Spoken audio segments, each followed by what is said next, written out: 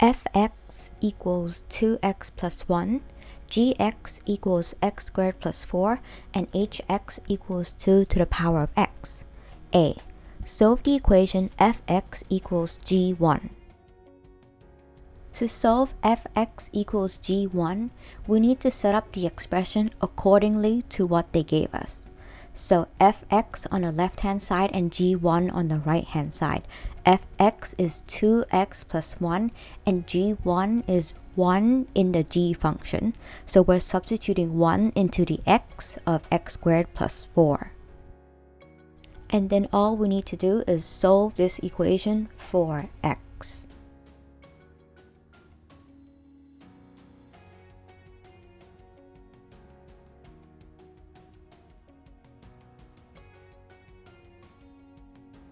B. Find the inverse function of f. To find the inverse function, we need to replace the x with a y and then replace the fx with an x and then rearrange to make y the subject of the formula, and that will be your inverse function.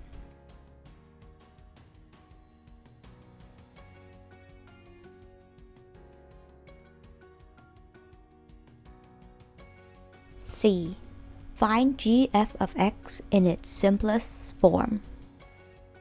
G of x is basically the function f inside the function g.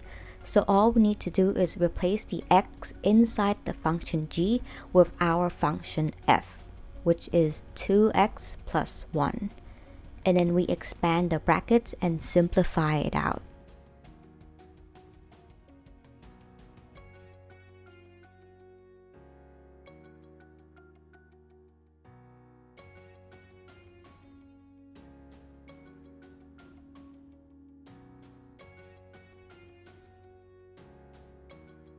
D.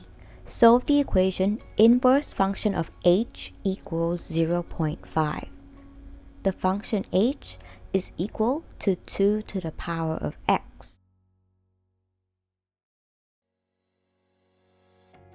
However, we don't know how to write the inverse function of h right now because x is in the power. And if you notice the number of marks for this question, it's only 1 mark. This means that it should be an easy answer. So what we need to do is think about what the inverse function does.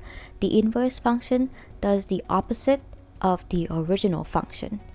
The original function takes the input and it gives you the output, but the inverse function takes the output and it gives you the input.